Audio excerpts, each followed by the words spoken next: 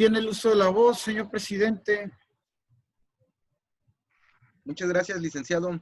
Buenas tardes, colegas y estudiantes del Derecho. Bienvenidos a la continuación de este ciclo de conferencias webinar por la Semana del Abogado, que celebra nuestro Colegio de Abogados de la Costa Norte de Jalisco AC. Hoy jueves 9 de julio del presente año es la cuarta conferencia y sin más preámbulo, previo a cederle el uso de la voz a nuestro ponente, doctor Guillermo Cambero Quesada, con el tema La extinción de dominio y su prevención, la maestra María Concepción García Sandoval leerá la remembranza del ponente, por lo cual le cedo el uso de la voz. Adelante, licenciada. Buenas tardes, compañeros, colegas. Antes que nada, quiero darle la bienvenida al doctor Guillermo Cambero Quesada por parte de nuestro Consejo Administrativo, Colegio de Abogados de la Costa Norte de Jalisco, y procedo a leer su semblanza. El doctor Guillermo Cambero Quesada es doctor en Derecho por la Facultad de Derecho y Ciencias Políticas de la Universidad de Nantes, Francia. Tiene una tesis presentada con mención muy honorable y felicitaciones del jurado en el área de Derecho Administrativo Comparado, con el tema Instauración del Sistema de Responsabilidad de la Administración Pública en México. Es maestro en Derecho Público y Derecho Económico Internacional y Europeo por la misma universidad. Es licenciado en Derecho por la Universidad de Guadalajara, México. Tiene una especialidad en Derecho Internacional Privado por la Academia de Derecho Internacional La Haya, Países Bajos. Es director de la firma Camberos Abogados, especializada en Derecho Administrativo y Derecho Internacional Privado México. En el ámbito académico es profesor investigador de la Universidad Autónoma de Guadalajara. Es profesor invitado de la Universidad Bretaña Sur, Francia, y Universidad de los Andes, Colombia. Es miembro del Sistema Nacional de Investigación desde enero 2017. Cuenta con diversas publicaciones nacionales e internacionales en temas fiscales, responsabilidad del Estado y derecho administrativo. Es presidente de la NADE de Jalisco, Colegio de Abogados, periodo 2020 y 2021. Pues le damos la bienvenida al doctor Guillermo Cambero Quesada. Gracias. Pues muchas gracias a todos. Con su venia, señor presidente Fernando, gracias. Y en verdad, como les comentaba, es un honor estar el día de hoy aquí con ustedes.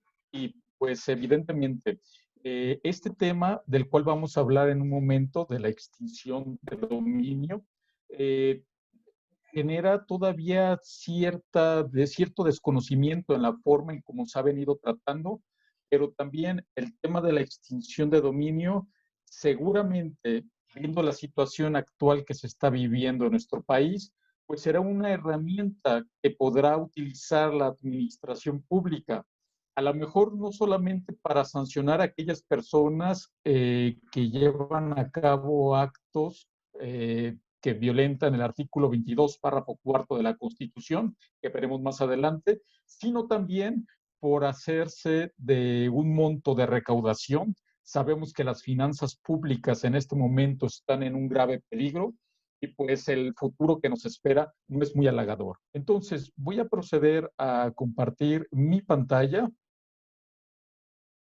Muy bien.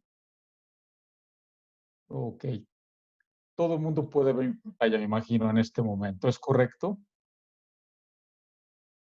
Muy bien. Es correcto. Entonces, voy a iniciar voy a dividir mi exposición en 4 partes. Una breve introducción sobre cómo se genera y los antecedentes de la extinción de dominio, ya que esto nos va a permitir entender la segunda parte, que es el desarrollo y su marco legal. La tercera parte, qué problemas genera la extinción de dominio en este momento. Y la última parte, qué recomendaciones se van a hacer. Evidentemente voy a sintetizar todo esto en máximo 1 hora, pero realmente este es un curso que nosotros damos en 10 horas, así que Como ven, la extinción del dominio es muy amplia, es muy vasta, y pues obviamente a lo mejor de aquí puede generar mayor inquietud, que esto es parte de la magia del derecho, que los abogados tenemos que actualizarnos, tenemos que generar nuevas formas de entendimiento en las relaciones sociales, y entre ellas, pues esta extinción de dominio es algo, ojo, no nuevo, es algo de actualidad, porque la misma tiene antecedentes desde 1999, se incorpora en la Constitución en el 2008 y la sacan de nuevo de ese baúl empolvado en el 2019, y pues arranca ahora sí pues esta actualización para entender perfectamente cómo va evolucionando y cómo funciona esta ley.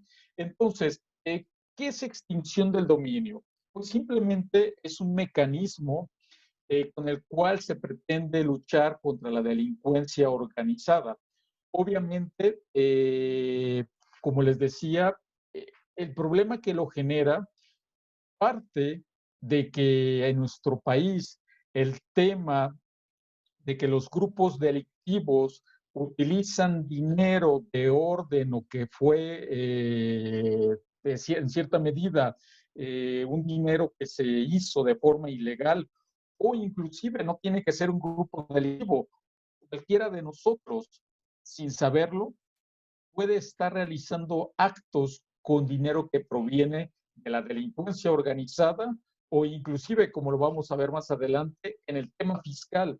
Podríamos tener una factura dentro de la facturación de honorarios que hacemos a los clientes, una factura que a lo mejor provenga de alguna de estas empresas llamadas factureras, y que indudablemente, sin saberlo, para la autoridad y para los ojos de esta ley, podemos ser ya cómplices y podemos vernos en cierta medida implicados en un proceso judicial de extinción de dominio. Entonces, es un instrumento completamente que va a combatir la delincuencia y que se inscribe en esta política criminal que desde el año 2006 aproximadamente cobró mucha vigencia en nuestro país, y que actualmente el gobierno actual ha mantenido esta línea de un combate frontal al crimen organizado. Y si no, pues vean nada más lo que ha sucedido en los últimos días, lo que pasó en Ciudad de México con su director de seguridad pública, y cómo, como lo llamamos en forma coloquial, cómo el avispero se sigue moviendo debido a este combate frontal, que sin llamarlo así el gobierno actual, pues se sigue llevando una política en esta política que se inscribe. Entonces, voy a ir adelantando rápido las diapositivas, no tiene caso que me paren todas, simplemente aquellas que son más importantes para el tema de la plática. Ok, ¿cuál es el origen o de dónde proviene esencialmente esta necesidad de fortalecer la extinción del dominio? Como les decía, esto no es nada nuevo. Ya desde los años 90 hay 3 convenciones que marcaron la lucha al crimen organizado, y sobre todo usando la extinción de dominio. Primero, tenemos la Convención de las Naciones Unidas contra el tráfico ilícito de estupefacientes y sustancias psicotrópicas. Se la recomiendo, es una convención sencilla, digerible, sobre todo aquellos que están interesados por las ciencias penales, valdría la pena analizar este texto. México es parte de estas convenciones y por lo tanto estamos obligados a integrarlos o a usarlos, sobre todo, como yo les digo siempre a mis clientes y a mis alumnos, el tema de las convenciones no es algo opcional o algo que está ahí de adorno, es algo que estamos obligados a usarlos y adaptarlos a nuestros juicios o a las interacciones que vamos teniendo con las autoridades. El segundo texto que marca también un antecedente a esta ley de extinción de dominio es la Convención de las Naciones Unidas contra la Delincuencia Organizada Transnacional y sus 3 protocolos que vienen a complementarlos, que son el de trata de personas, trata de migrantes y tráfico ilícito de armas. también se los recomiendo, están en la página de las Naciones Unidas y son textos relativamente sencillos y valdría la pena pues, que tuvieran una idea general de cuál es el espíritu general de estas convenciones. Y finalmente, la Convención de las Naciones Unidas contra la Corrupción. ¿Por qué nombro estas tres convenciones? Pues porque aquí tienen el corazón de los actos que persigue la extinción de dominio. Es decir, dinero obtenido de forma ilícita por el narcotráfico, dinero ilícito obtenido por tratas de personas, por tráfico, bueno, entra el tráfico de migrantes, por tráfico ilícito de armas. Recuerden que en México nuestra ley es muy estricta en la forma en que un mexicano puede poseer un arma y claro que no se permite la comercialización abierta de las mismas. Y el siguiente texto de gran relevancia, que es esta Convención de las Naciones Unidas contra la Corrupción. También es un texto que todos aquellos que se dedican al tema anticorrupción, valdría la pena que lo pudieran leer. Derivado de esto, las Naciones Unidas, y aquí hago mucha atención en esto porque se generó un debate en la ley por el mismo desconocimiento de la misma, diciendo que los diputados habían manipulado y que habían hecho todo a su antojo. No, me permito decepcionarlos que no fue así como se hizo. Ojo, no pertenezco a ningún partido ni tengo filiación política, no defiendo a nadie, pero en este caso sí puedo decir con conocimiento de causa, al haber leído la exposición de motivos, el diputado mexicano fue, y cualquiera de nosotros en este momento puede ir a la página donde se encuentra la ley modelo de extinción de dominio, que también propuso esas convenciones que acabábamos de ver, y que es esta oficina de las Naciones Unidas que lucha contra la droga y los delitos. Y a partir de esta ley modelo, el legislador mexicano toma la esencia para integrarla o para hacer una ley, la Ley Nacional de Extinción de Dominio, y pues realmente las bases con las que parte son muy buenas. Ahora sí, aquí cierro este paréntesis, pero vamos a encontrar por otra parte que en ciertos puntos se excedieron en la legislación, que los veremos más adelante, pero que al mismo tiempo nos genera una contradicción, que vamos a ver también a partir de esas incoherencias que el legislador hizo de más, es decir, fue más allá de lo que establece esta ley modelo. Ustedes saben que cuando alguien quiere sobrepasarse y no tiene los conocimientos jurídicos o técnicos para legislar, pues podemos caer en ciertas aberraciones que esta ley lo contiene. Pero les comento, la esencia de la ley es buena. El problema fue lo que se hizo con 4 o 5 artículos que se excedieron en la técnica legislativa y fueron más allá de una protección integral respondiendo a las necesidades de las convenciones internacionales de derechos humanos, y sí se sobrepasaron, que lo vamos a ver más adelante, cómo hay una violación al derecho a la propiedad y el derecho a un recurso rápido y a un recurso expedito. Muy bien, entonces estas serían a grandes rasgos las bases generales que tiene esta ley de extinción de dominio. Aquí viene el primer punto interesante en relación a los derechos que se contraponen o los derechos que pueden ser violentados en un momento dado. ¿Por qué? Porque el punto de partida es el derecho a la propiedad. Recuerden, este derecho a la propiedad no se creó ni hace 5 años, ni hace 10 años, ni hace 20 años. El derecho a la propiedad existe desde el tiempo de los regímenes monárquicos europeos. Ya había indicios de cierto respeto con Luis XIII, que intentó hacer una modificación en Francia en relación al derecho a la propiedad. Claro, no de los nobles, ellos no tenían ningún problema con esto, El problema era de los vasallos o de aquellos que estaban sometidos al gobierno de estas monarquías, y que indudablemente la cumbre más fuerte de protección al derecho a la propiedad se genera con la Revolución Francesa. ¿Y cuál era la exigencia? Ustedes, si nos vamos al año de 1789, imagínense ese París lúgubre, oscuro, sucio también. No, París no era una ciudad muy limpia.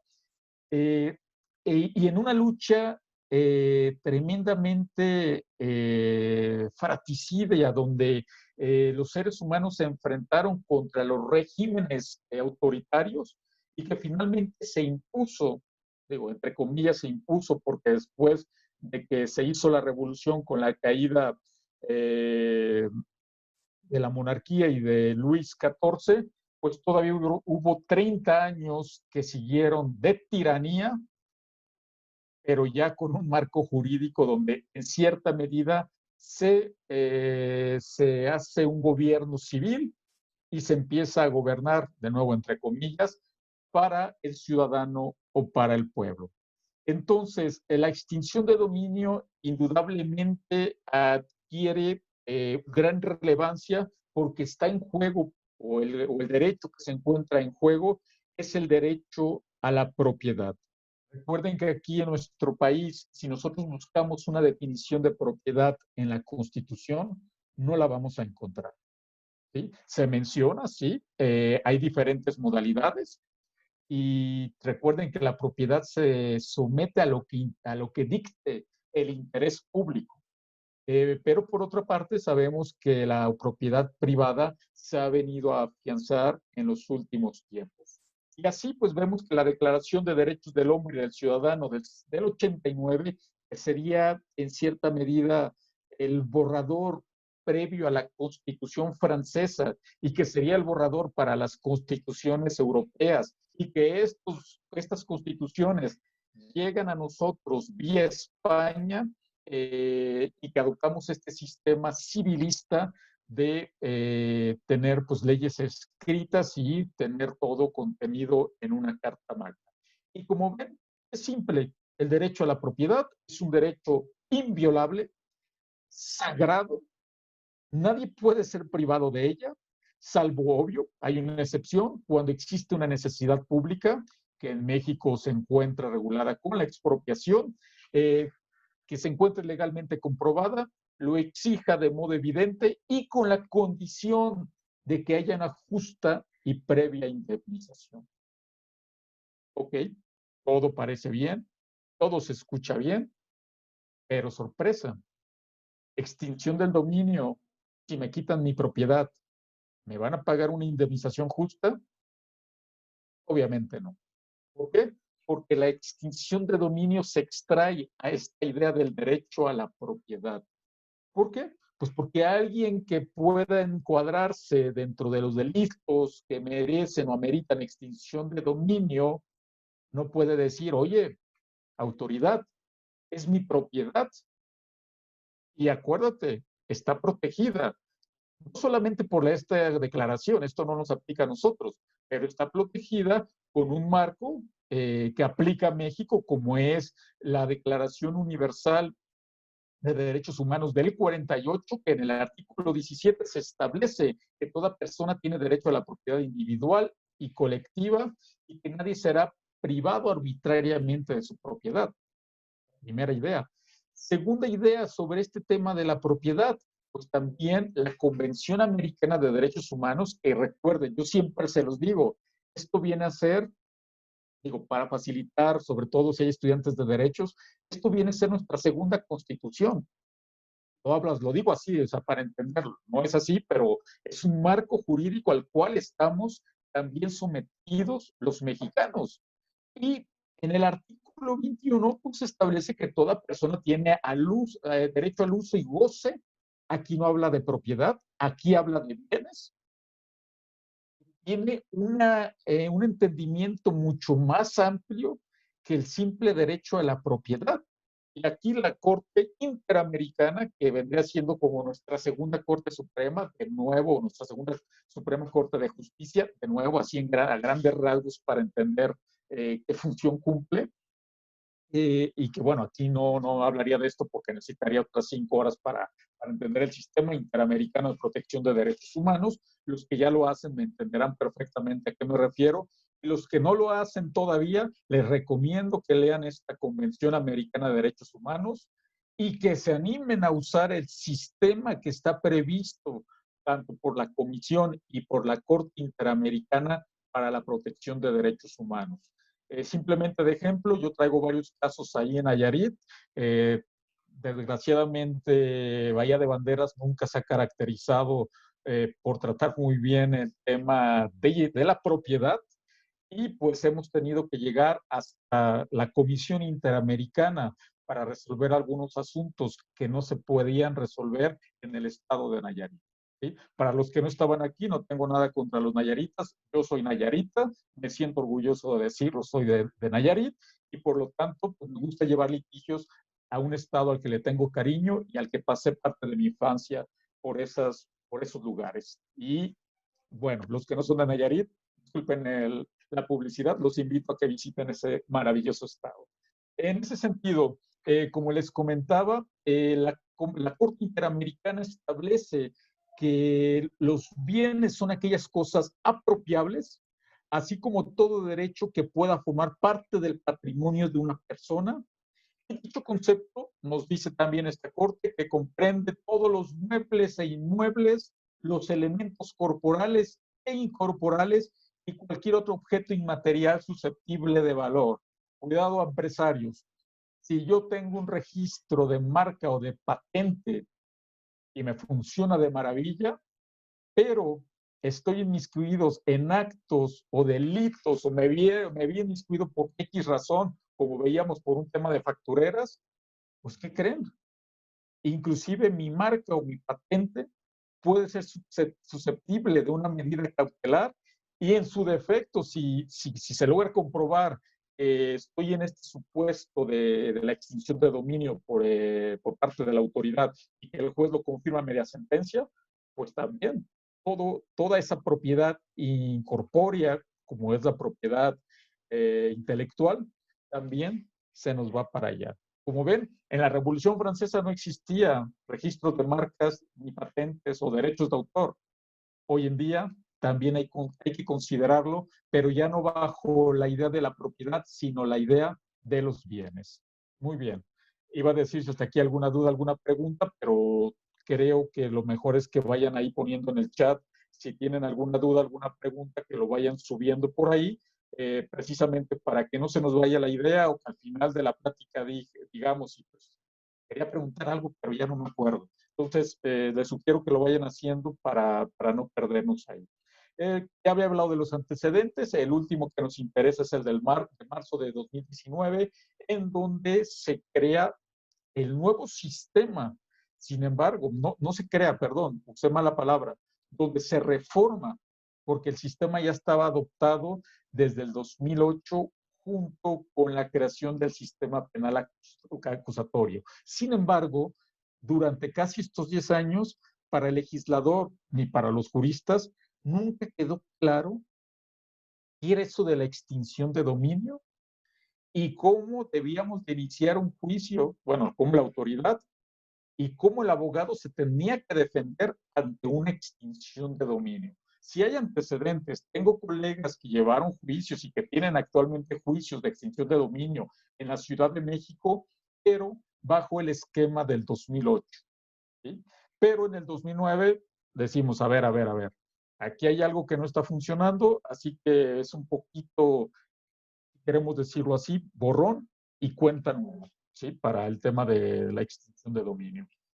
Y ahí es donde entran una serie de análisis, hay una serie de definiciones que empiezan a darse, y la primera idea que podemos decir, el hecho de llevar a cabo actividades ilícitas, pues tiene una contraparte que, como les decía, no podría violentar el derecho a la propiedad o el derecho a los bienes. ¿Por qué?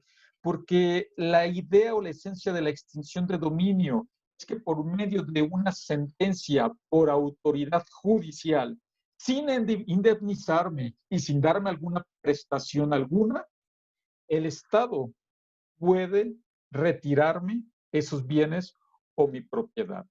¿Por qué? Porque se entiende que la esencia con que yo adquirí esos bienes proviene de un destino ilícito o que se obtuvo con dinero ilícito.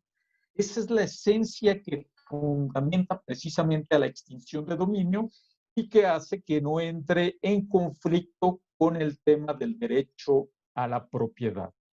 ¿Por qué? Pues ya vimos, si yo me pusiera a ver con lupa el marco jurídico nacional e internacional de derecho de bienes o de propiedad, pues esta ley no tendría cabida, pero sin embargo se justifica en el hecho de que los bienes son de procedencia ilícita. Y es aquí donde se adopta precisamente el nombre de extinción de dominio. Yo nunca lo había escuchado, es muy raro. Digo, nunca lo había escuchado hasta el año 2015, cuando me invitaron a Colombia a dar unas conferencias y ahí me hablaban de la extinción de dominio. Yo realmente no les entendía nada, porque no tenía esta idea de cómo se llevaba a cabo y cómo se configuraba, porque simplemente en México nunca lo habíamos escuchado, hay que ser sinceros, estaba ahí, pero nunca lo escuchábamos hablar de lo mismo. Y en Colombia la extinción de dominio surge también de una necesidad muy parecida a México, el tema narcotráfico, pero los colombianos en particular lo aplicaron para el tema de corrupción. Si tú como funcionario robaste al erario público, te vamos a aplicar la extinción de dominio. ¿Por qué? Pues porque pedirle al funcionario que regresara el dinero que ya se había gastado en casas, en propiedades, bienes, etcétera, pues era muy difícil. No me iba a dar los X millones de pesos colombianos que se llevó del erario. Pero el juez colombiano sí podía obligarle por medio de sentencia de con sus bienes pagar una parte de lo robado al erario público. Esa es la esencia y digamos, este es el gran ejemplo de lo que sería la extinción de dominio aplicado a la corrupción. Y la ley modelo de las Naciones Unidas sobre extinción de dominio viene cargado con esta esencia primaria de combate a la corrupción. Y de hecho, la idea de la extinción de dominio del 2008 era una idea no de lucha frontal a la delincuencia organizada. En 2008 todavía no empezaba, vaya, esta guerra a los grupos delictivos, pero todavía no estaba arraigada como hoy en día se está arraigada en nuestro país. Otro de los términos internacionales usados en otros países y que va más de la mano con la dogmática penal es el de decomiso sin condena. Este decomiso sin condena es exactamente o equivale lo mismo al tema o al título de extinción de dominio. Y bueno, simplemente decir cuáles son los grandes mecanismos que surgen de la extinción de dominio. Primero, de contar con un mecanismo eficiente y rápido que tuviera mayor éxito al actual, bueno, cuando se hizo esta reforma. Luego, desvincularlo, ese decomiso que se va a hacer de los bienes, del procedimiento penal, porque como les decía anteriormente era muy confuso. Hoy en día ya nos quedó claro. ¿Qué es la extinción de dominio? Pues eso, es un juicio de extinción de dominio. Oye, pero no es un juicio civil, ¿no? ¿No es un juicio penal? No. Es un juicio de extinción de dominio con un juez, en principio, técnicamente así tendría que ser, exclusivo y únicamente competente de extinción de dominio. Esta va a ser la parte más fácil de integrarlo en el sistema jurídico nacional porque requiere de mucha inversión y ustedes saben que aquí y en cualquier país de los que he visitado en el mundo, la justicia es lo último, lo que les importa a las autoridades, es a lo último que le dan fondos necesarios para que pueda funcionar, salvo honrosas excepciones de algunos países que sí tratan bien a sus poderes judiciales. Aquí pues parece que si hay hojas en el juzgado, qué bueno, si no hay, a nadie le importa, ¿sí? Luego, pues también, a diferencia del derecho penal, no se persigue a la persona, sino a los bienes. Y por eso existe un decomiso sin condena penal. Es decir, me pueden privar de mis bienes, pero yo sigo sin tener un proceso penal o inclusive sin tener una sentencia en mi contra dentro con el juez penal. ¿Por qué? Porque van desvinculados estos procedimientos. Entonces hay que meternos en idea que esto es un área especial que se llama extinción de dominio. Por eso su complejidad y que vamos a entrar en un momento a qué es lo que implica todo esto. Y aquí paso ya a la parte ahora sí medular, que se lleva a cabo a partir de la reforma del 14 de marzo del 2019, que es cuando todos empiezan a hablar de manera general de esto de la extinción de dominio. Es cuando, digamos, se pone de moda la extinción de dominio en nuestro país. A partir de eso se hace una reforma constitucional en donde en el párrafo 22, perdón, el artículo 22, párrafo tercero, a grandes rasgos queda de esta manera establecidos para qué delitos la autoridad es competente o para qué delitos se establece esta ley de extinción de dominio. A saber, tiene que ver con todo lo que, o con todos aquellos delitos derivados. Y primero, lo primero que menciona este artículo 22, como lo pueden ver aquí, son los hechos derivados de corrupción. Recuerdan todo aquel chorizo que hablaba al inicio de las convenciones, etcétera, como en Colombia vi que era algo de corrupción. Pues aquí lo tenemos, es el primero. Esta es la esencia de una extinción de dominio y es la esencia de la ley modelo de la convención que propone las Naciones Unidas. Pero también el encubrimiento y los delitos cometidos por servidores públicos. Para mayor información, ustedes pueden consultar la Ley General de Responsabilidades Administrativas e ahí van a poder darse una idea del catálogo de lo que es una falta grave y lo que es una falta no grave y cómo un funcionario público puede verse inmiscuido no solamente por las sanciones de carácter administrativo y penal, sino también él se va a sujetar, digo, no él, sus bienes se van a sujetar a un procedimiento alterno que es el de la extinción de dominio. Ojo, ayer que capturaron a Duarte, seguramente vamos a escuchar hablar de un tema de extinción de dominio.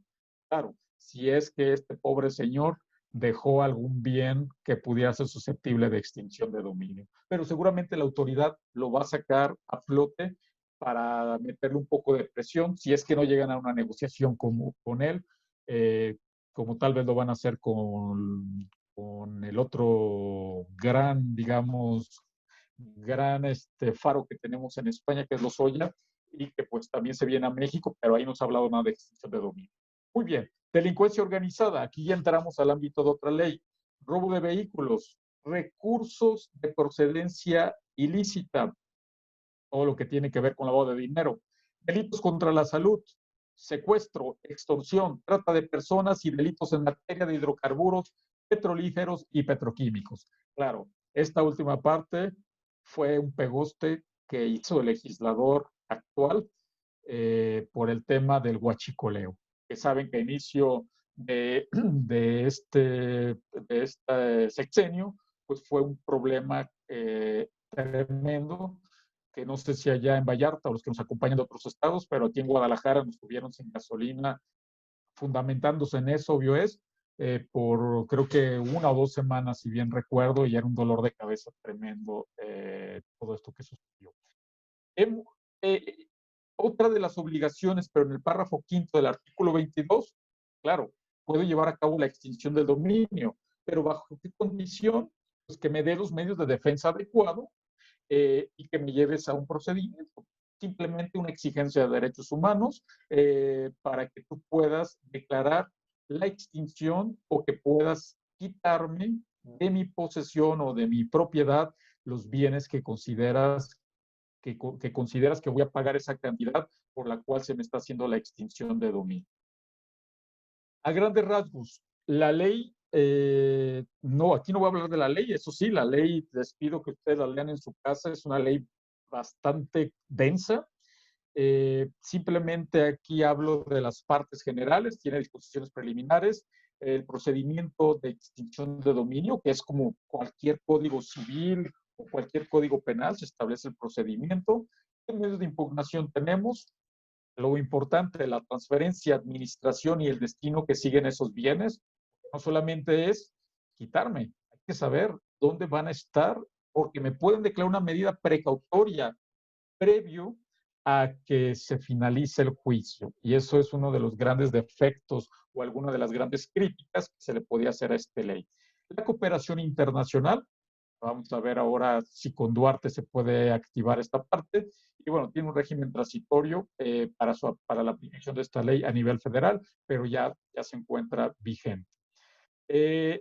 A grandes rasgos, bueno, no voy a hablar de las autoridades competentes, simplemente hay que saber que son la Fiscalía y el Ministerio Público los que intervienen junto a la autoridad administrativa sobre todo este servicio de administración y enajenación de bienes que hoy en día se convierte en este instituto para devolver al pueblo lo robado. Y que prácticamente de parte de la administración son estas dos autoridades, junto con la autoridad judicial, las que se van a encargar de resolver todos los juicios de extinción de dominio. Ya les había hablado de los delitos en los que proceden, y aquí entro a las grandes controversias que generan esta ley de extinción de dominio. Bueno, espero que haya quedado clarificada la introducción y lo que trata de combatir y los delitos que están previstos en la Constitución de la Ley Nacional de Extinción de Dominios. La ley, ya aquí hablando propiamente de la ley, establece dos conceptos: la disposición y venta anticipada, lo que se conoce como decomiso preventivo. Repito, esto no está prohibido, está establecido por las convenciones internacionales. La Corte Europea de Derechos Humanos ya estableció que esto no es violatorio de los derechos humanos, y creo que si se someten casos a la Corte Interamericana va a responder en el mismo sentido. ¿Por qué? Porque recuerden, dinero que proviene de procedencia ilícita es susceptible de una extinción de dominio. Aquí y es lo que nos llama mucho atención a los que nos dedicamos a estas áreas, fue lo que hizo el legislador con esta parte introductoria de definiciones de la ley. Y ven ustedes, establece que la disposición anticipada se define como la asignación de bienes durante el proceso, ¿sí? Estoy frente al juez y puede dictarme una medida cautelar al inicio, a mitad o casi al finalizar o antes de que dicte sentencia. Y aquí lo dice: previo a la emisión de la resolución definitiva para uso, usufructo, asignación o aprovechamiento de los bienes. Ojo, aquí es donde el legislador de la cuarta T hizo su pequeño cálculo. Lo vamos a usar para programas sociales o políticas públicas prioritarias. A ver, espérame. ¿Cómo? Tú puedes pedir al juez una medida cautelar, el juez te la concede, te da las casas, te da los coches, te da registros de marcas, etcétera, y las vas a destinar a programas sociales o políticas públicas prioritarias, por ejemplo, a nuestros deportistas que van a ir a las Olimpiadas, si es que se vuelven a hacer próximamente, ¿sí? Porque la política deportiva se inscribe en el eje del gobierno actual o se inscriben dentro del sexenio actual. Caray, espérame, ¿pero no leíste lo que venía después en la ley? Pues me da la impresión que los legisladores no lo leyeron. Vamos a ver, vamos a continuar. Entonces, como ven, hay una disposición anticipada, es válida, y la ley como tal per se lo permite, ¿sí?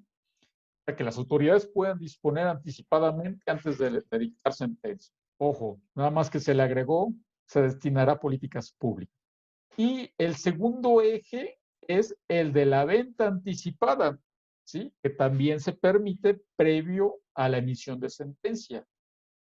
Claro, se puede.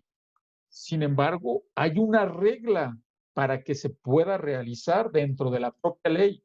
Este fue el problema que generó con los empresarios, también con el jurista que no se puso a leer en su inicio esta ley y que se quedó con esto, pues partíamos, o por lo menos la disposición anticipada, esto que veíamos aquí, parecía que tenía una base completamente irracional. Bueno, la tiene, de hecho la tiene. ¿Por qué? Porque vamos a ver, tu autoridad no puedes disponer hasta que no exista sentencia definitiva de esos bienes, salvo ciertas o ciertos lineamientos que la propia ley te da y bajo causas determinadas donde sí lo puedes hacer. A saber, ¿cuándo puedo yo hacer esa disposición y venta anticipada?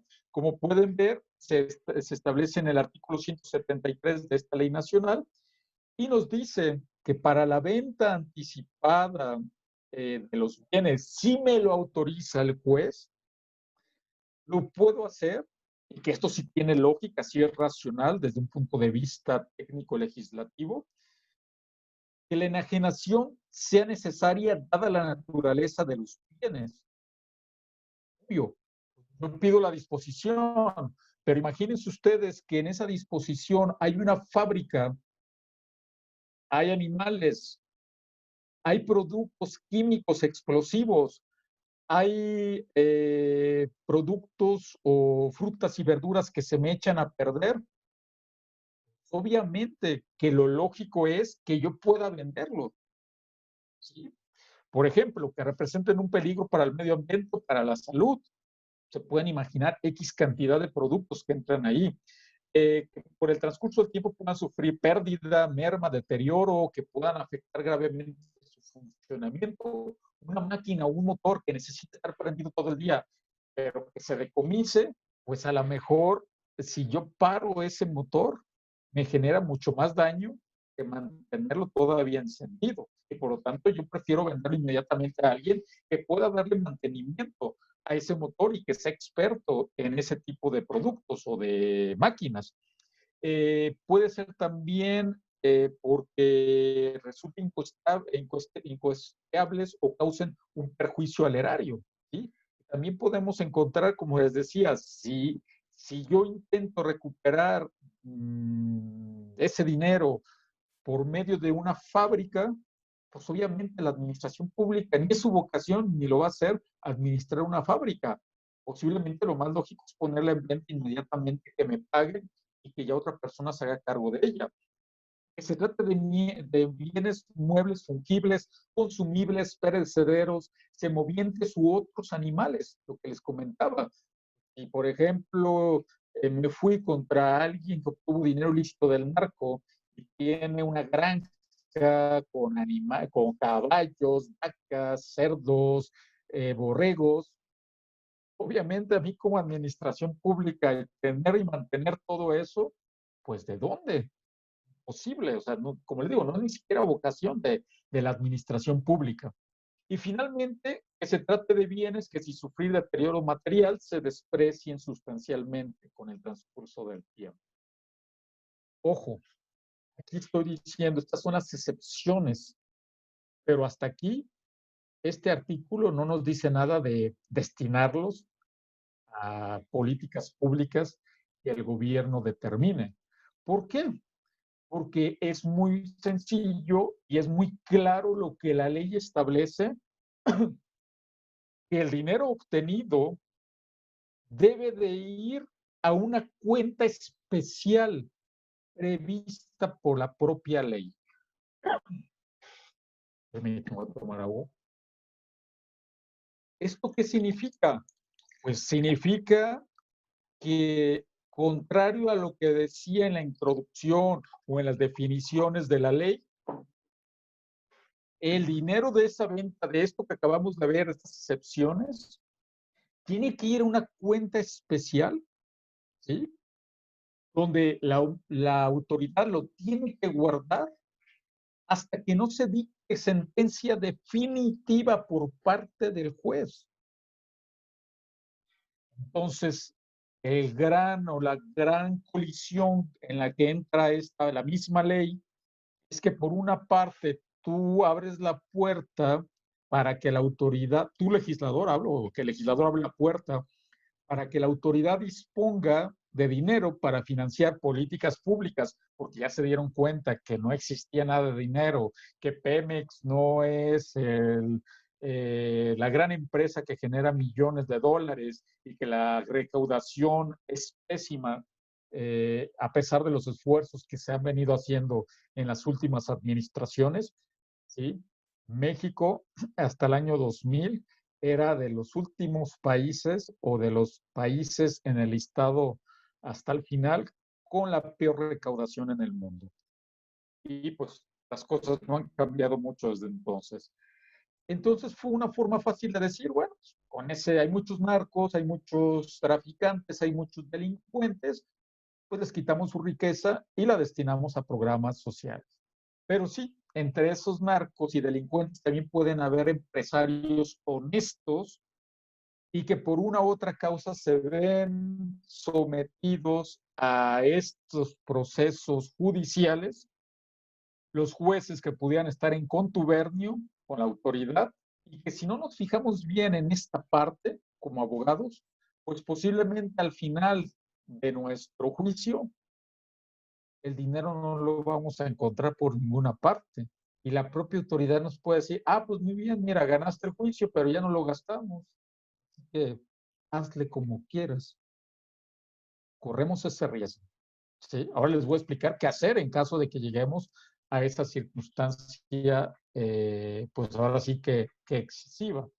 Entonces, esto es a grandes rasgos la gran contradicción que la propia ley establece entre la definición y entre la obligación de que este dinero quede en una cuenta especial administrado por la propia ley. Y este dinero no se mueve hasta que se termine el juicio. Si leemos la ley, pues vamos a encontrar ahí cómo el juez debe de actuar ante una disposición. Tiene esa posibilidad la autoridad, y después la venta, pero que tiene que enmarcarse en las excepciones que veíamos del artículo 173. Y también el juez debe de demostrar y razonar el por qué se está otorgando esa medida cautelar. No es nada más, es que creo que porque es el hijo del Chapo o el hijo de no sé quién, y pues seguramente tienes bienes. No, así no funciona, señor juez. Aunque sea el hijo del Chapo y se sepa públicamente, acuérdense que ellos tienen también derecho a, a un juicio y derecho a ser oído, derecho a su de audiencia, ser oído y vencido mediante un juicio. Y no, como les digo, no es un tema penal, pero sí es su propiedad y sus bienes los que se pueden ver afectados en este caso.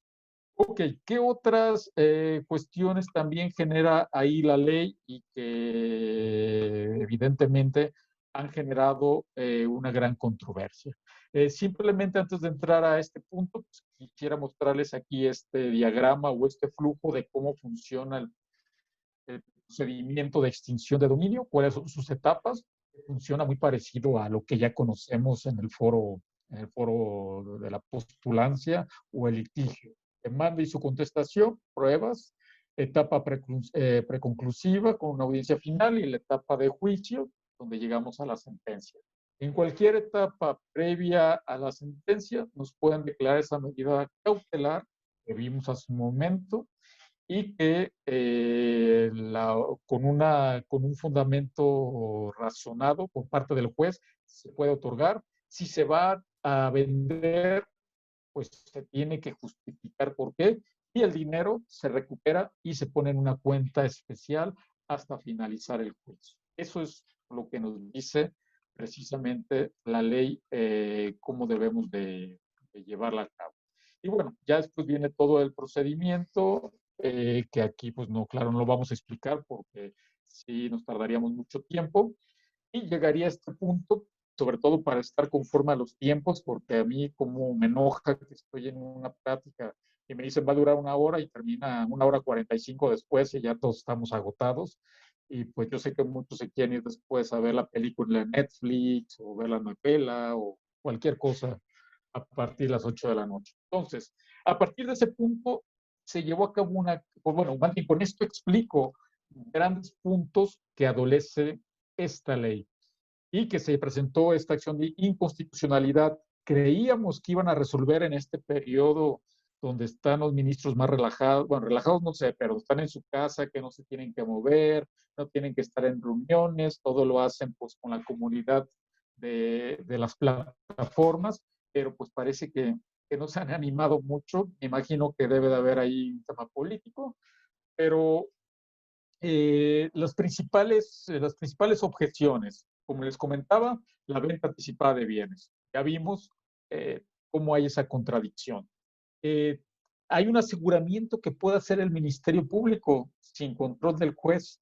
Eso también genera un problema de convencionalidad. ¿Por qué? Porque no me da derecho a un juicio justo y donde sea oído y vencido correctamente.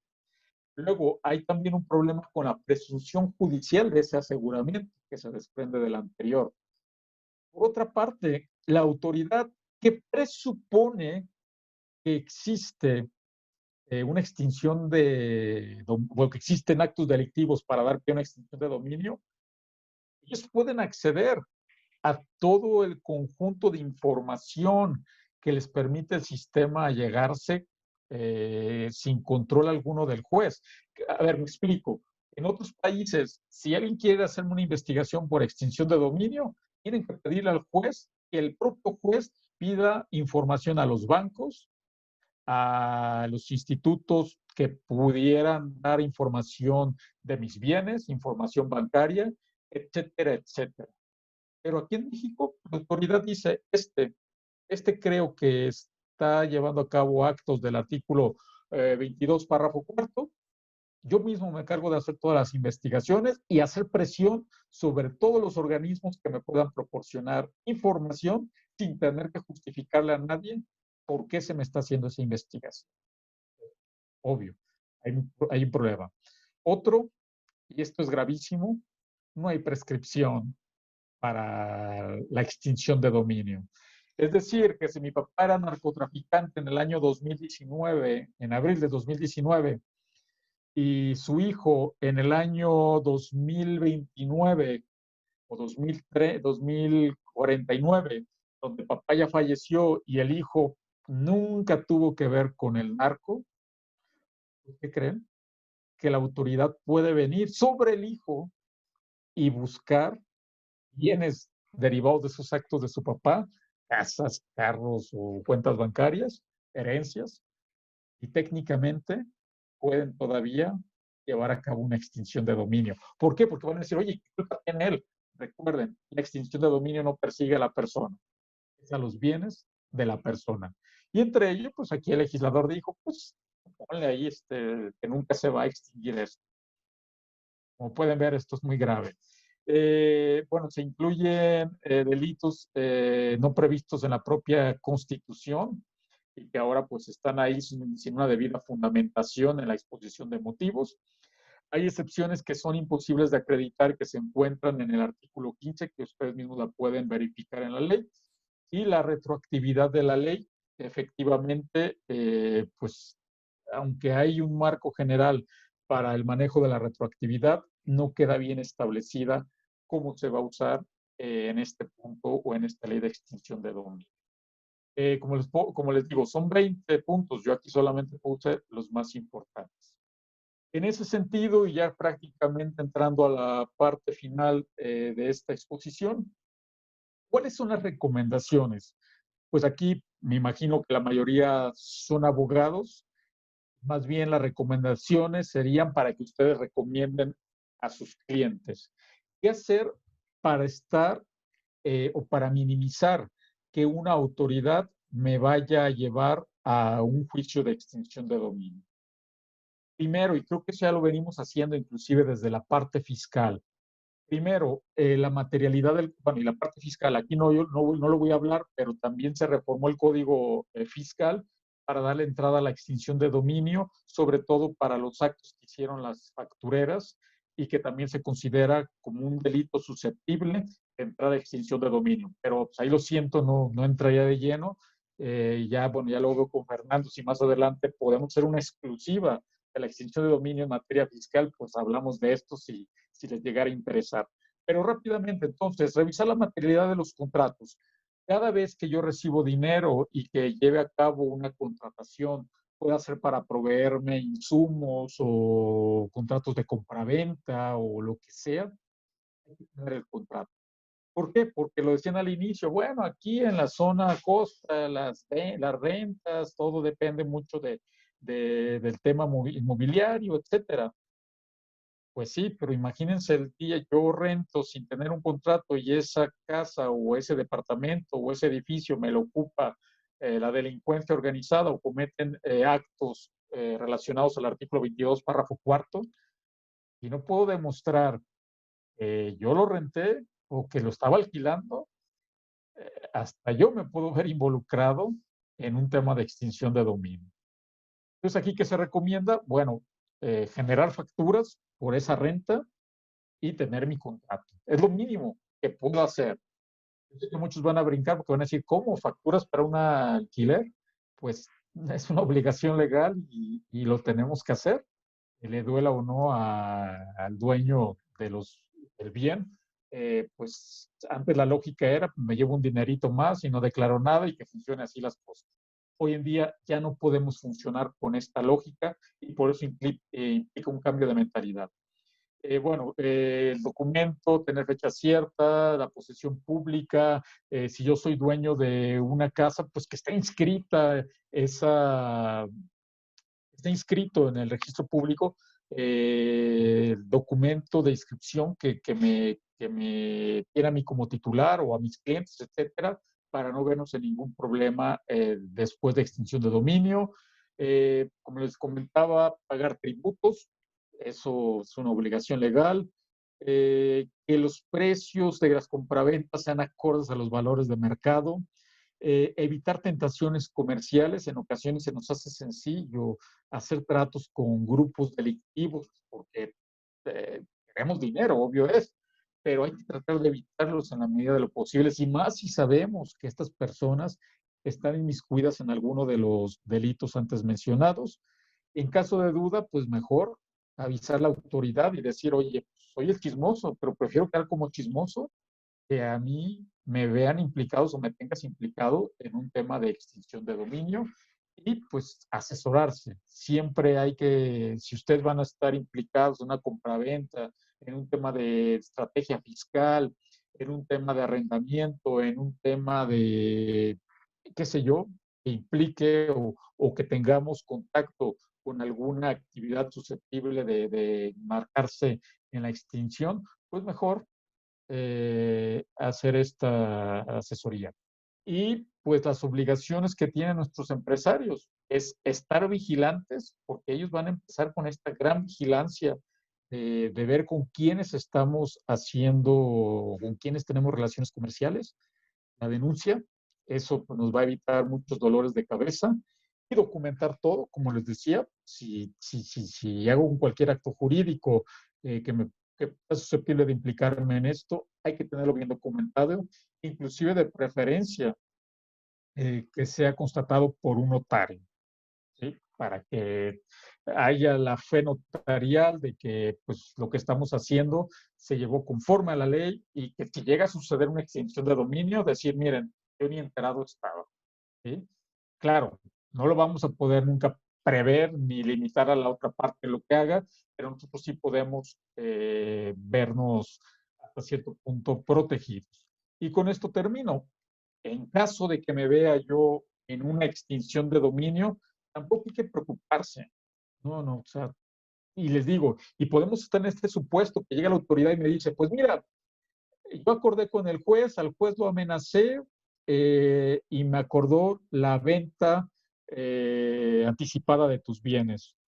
Oye, ¿y no quedó en la cuenta especial para esto? No, porque pues tenía que pagar las olimpiadas de mis muchachos, que pues, nunca ganan medallas, pero pues, por lo menos que se vayan a divertir unos días allá en las olimpiadas y pues ahí se nos fue el dinero.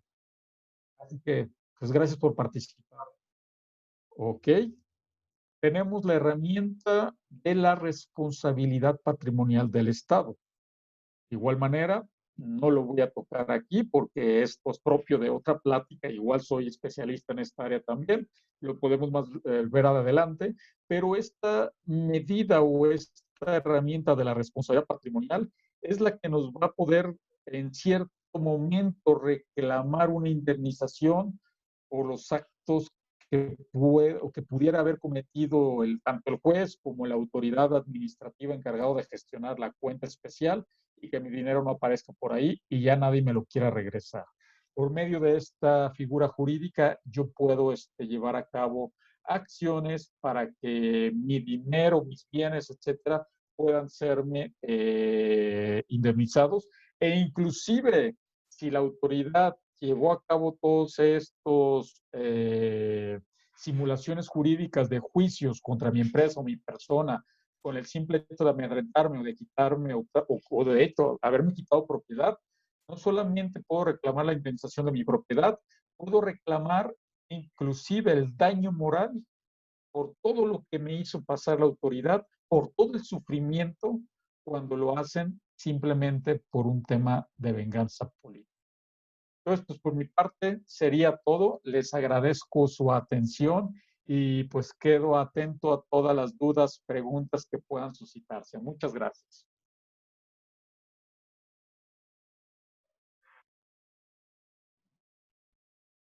Muchísimas gracias, doctor.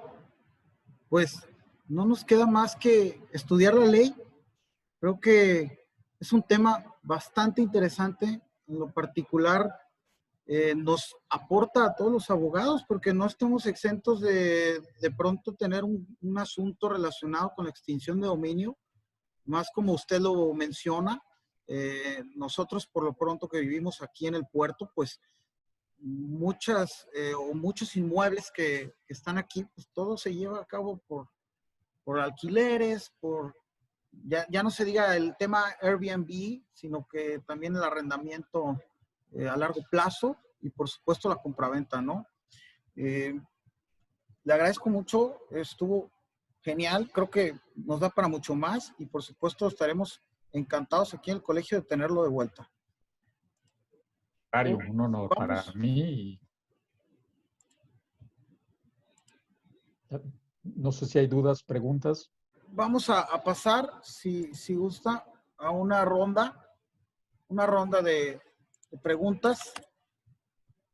A los participantes se les pide que si tienen alguna duda, pregunta, puedan levantar la mano de forma virtual aquí en la plataforma. Hay una opción para levantar mano y se les concederá el uso de la voz.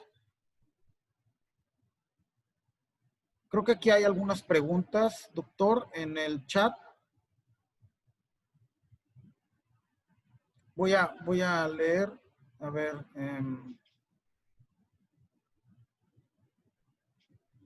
Tenemos Luis Giovanni González.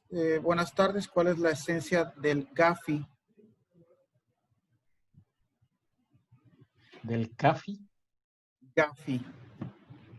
G-A-F-I. No sé si puede ahí aclararnos ahí la no, interrogante. No sé a qué te refieres con el GAFI. A ver, Luis Giovanni, si nos puede aclarar. Si es con el tema contable, o sea, pues que mide el tema de las reglas contables, pero no sé si se refiere a este tema. A ver, dice Carolina. Sí, nos dice que sí es eso. Nos dice que sí es eso, sí. Bueno, si quieres respondo rápidamente. Sí, claro. Evidentemente, digamos, esto es algo que tenemos que aplicar, pero internamente para nuestras empresas. Son reglas generales internacionales que nos ayudan a tener nuestros estados contables de manera idónea. Pero pues esto no tendría mucha relación con un tema de extinción de dominio, pues porque aquí es más bien un tema de cumplimiento, sobre todo de impuestos, pero que a lo mejor se derivan de todo este marco internacional y nacional para regular bien nuestros impuestos derivados de nuestras actividades. Muy bien. Tenemos aquí otra pregunta. Carolina González, doctor, entonces entiendo que los bienes bajo medida cautelar el gobierno puede disponer de ellos para los fines de programas sociales y políticas públicas. ¿Con dinero en efectivo pasa lo mismo? Sí, bueno, habría que ver si el gobierno solicita al juez una medida cautelar sobre una bodega donde se encontraron millones de dólares, sigue la misma lógica.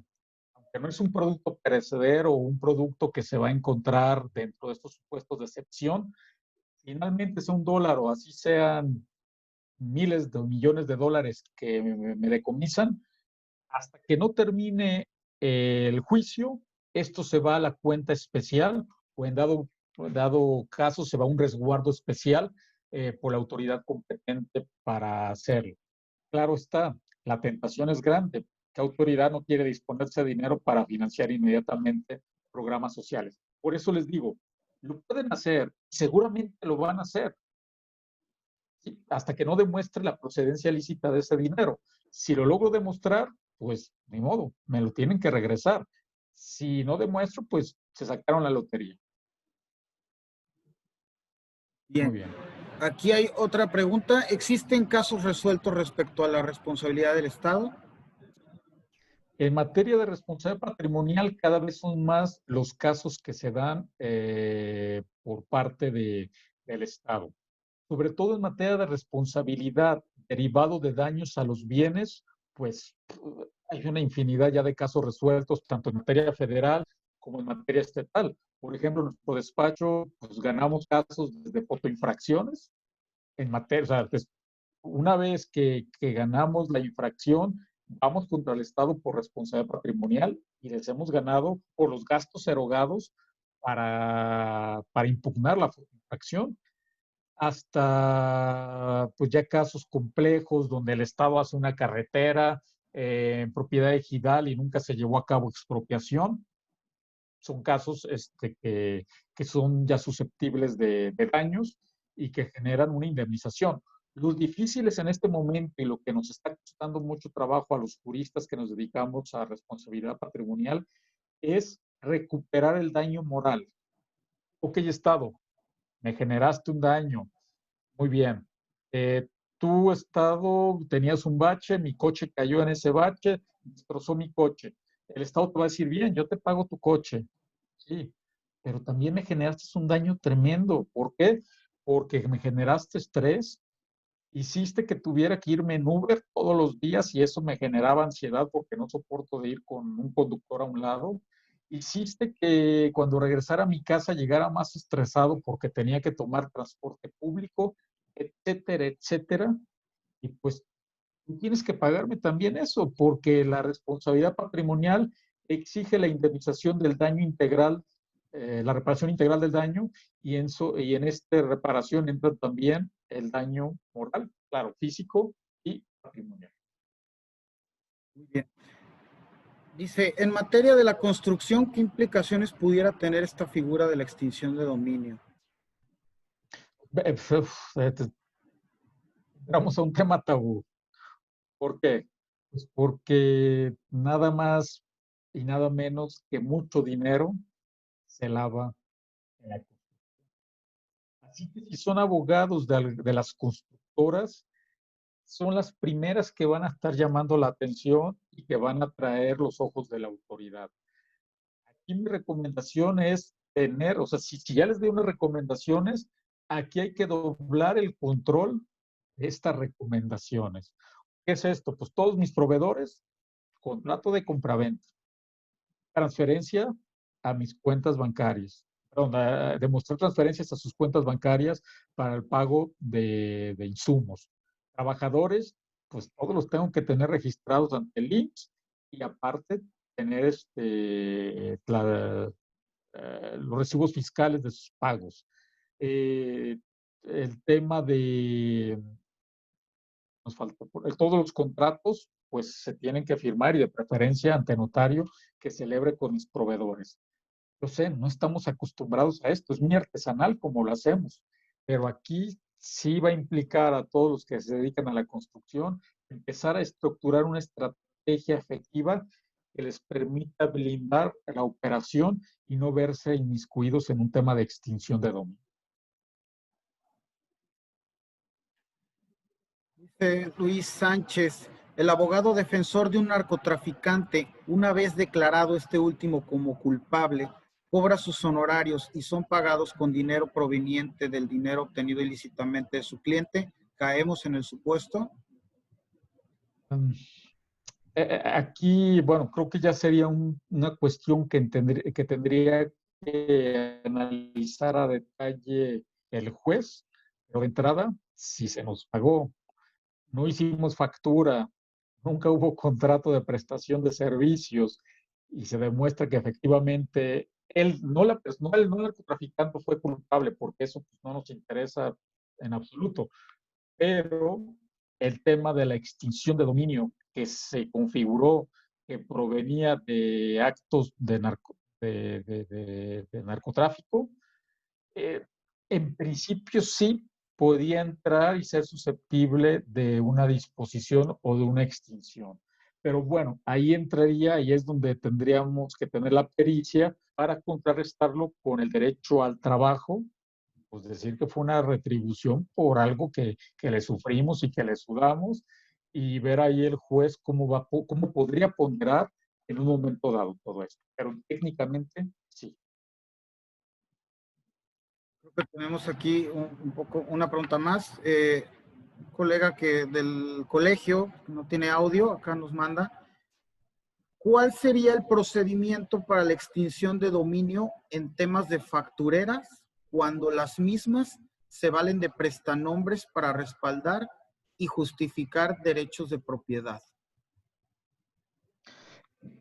Ese, de nuevo, es otro de los temas, digamos, complejos de los delitos fiscales, pero que ahora entran también a extinción de dominio.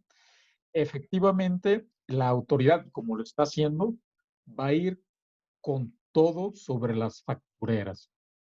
Aquí de nuevo, y respecto a esta pregunta, pues ahí tiene que haber prueba plena que el prestanombres, digámoslo así, lo hizo de buena fe, sin saber a lo que lo estaba o a lo que se metió, pero evidentemente la comprobación o poder demostrarle al juez que no sabía, desconocía y que no entiende nada de esto, que es una facturera, y si aparte recibió beneficios, ya no hablo simplemente de haber sido prestanombres, sino que aparte le daban dinero porque pues, además participaba en otras actividades de la propia empresa, ahí ni cómo ayudar, ¿sí? Sería muy complejo.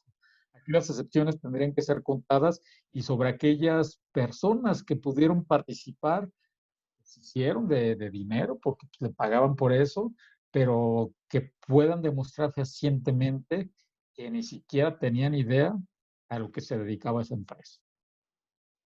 Es lo que les pudiera decir. Muy bien. Tenemos, si aún tenemos tiempo, creo que es una pregunta que muchos se han hecho. Es la última por el día de hoy. Dice Leti Mosqueda, en arrendamiento o compra-venta nos libera de responsabilidad una cláusula de extinción de dominio. Gracias, Leti. No, definitivamente no. Ahí tendríamos que hacer una serie de pasos previos en la contratación. Por ejemplo, solicitar tal vez carta de antecedentes penales, estar expidiendo constantemente nuestros recibos fiscales, que todo ese dinero pues se vaya a una cuenta bancaria donde se puede identificar lo que nos estén pagando, etcétera. Y por eso les decía, y prácticamente cerré con esto, nosotros no vamos a poder prever o controlar lo que la otra persona está haciendo de su vida. ¿Sí? No sabemos si esté en un grupo de trata de personas, en un grupo de narcotraficantes, si sea un funcionario que esté robando dinero, que sea un guachicolero. No lo podemos prever, porque él a lo mejor llega y dice, oye, yo quiero rentarte tu local, quiero rentar el departamento, la casa, el terreno. Entonces decimos, bueno, sí, pues para eso está en el mercado. Aquí, y yo no puedo crear una cláusula diciendo, bueno, es que si tú andas metido en esos actos, yo no soy responsable. La autoridad, pues va a decir, no, espérame, no, esto ante un juicio no nos puede valer de mucho, pero sí todos los actos previos que hicimos para decir, oye, no, a ver, yo lo investigué y aquí está, en su momento cuando contratamos, no tenía antecedentes penales. Segundo, el contrato lo hicimos ante notario para que no quedara duda. Aquí están todos mis recibos fiscales, él me estuvo pagando todo el tiempo, así que es una relación meramente comercial y yo no tengo ningún contacto y ni lo conozco y ni sé ni quién sea esta persona, pero aquí están sus pagos y aquí están mis facturas y aquí están los impuestos pagados. Así que, ¿quieres hacerme la extinción? Vas a tener muchos problemas, autoridad, para demostrármela a mí. ¿Sí? Entonces, con eso nos podemos proteger para que no vaya a llegar la autoridad y decir, oye, pues en tu casa había droga y pues creo que de este bien me lo llevo a extinción de dominio. No, a ver, permíteme. Yo no tengo nada que ver con las actividades directivas de la persona que me estaba rentando. ¿Okay? Muchas gracias, doctor. Demasiado nutritivo y creo que siempre nos falta tiempo y más con un ponente tan excelente como usted. Procedo a ceder el uso de la voz, señor presidente del Colegio de Abogados de la Costa Norte de Jalisco, ACE. El presidente tiene el uso de la voz. Muchas gracias. Muchas gracias, doctor Guillermo Cambero Quesada, por esta magnífica ponencia. La verdad, dentro de nuestro ciclo de conferencias, su tema ha sido de lo más interesante, porque es un tema también actual, y la verdad, muy satisfecho con esta ponencia, ya que englobó varios temas novedosos y que a veces uno dentro de la chamba, pues nos cuestionamos, ¿sí? ¿Qué hacen con los bienes? Yo veo, por ejemplo, varios bienes aquí en Puerto Vallarta que tienen sellos de embargos y recuerdo haberlos visto en Noticias Nacionales, que era de fulano, sutano, y pues cuestiones delicadas. La verdad que su conferencia me agradó, lo felicito, y a nombre del Colegio de Abogados de la Costa Norte de Jalisco, ACE, le hacemos este reconocimiento y la entrega virtual de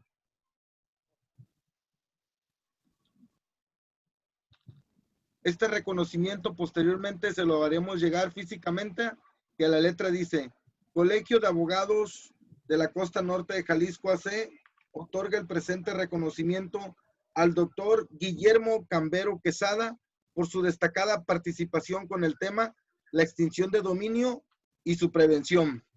Firma la licenciada Alicia García Cueto en su calidad de tesorero, la maestra María Concepción García Sandoval en su calidad de tesorero y su servidor Florencio Martínez Jiménez en calidad de presidente de este Colegio de Abogados de la Costa Norte de Jalisco AC.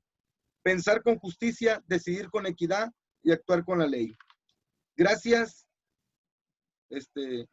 doctor Guillermo Cambero Quesada, y muchas gracias a todos los asistentes y participantes de esta conferencia.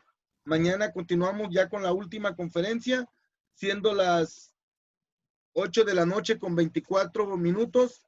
Damos por cerrada esta conferencia. Buenas noches y gracias a todos. Gracias, doctor Guillermo Cambero Quesada. Al contrario, ahí están nuestros datos, los puse en el chat. Gracias. Muchas gracias. Gracias, Fernando, y gracias a todos. ¿Algo más que agregar, licenciado Fernando Loza? No, pues reiterar el agradecimiento al doctor Guillermo Cambero. La verdad es que creo que nos va a hacer falta otra otra ponencia que nos pueda ahí aportar. Y lo esperamos con mucho gusto aquí en Puerto Vallarta, que no estamos tan lejos. Una vez pasada esta contingencia, esperemos tenerlo por acá de visita. Créanme lo que será el primer lugar a donde voy a ir pasando todo esto. Sí.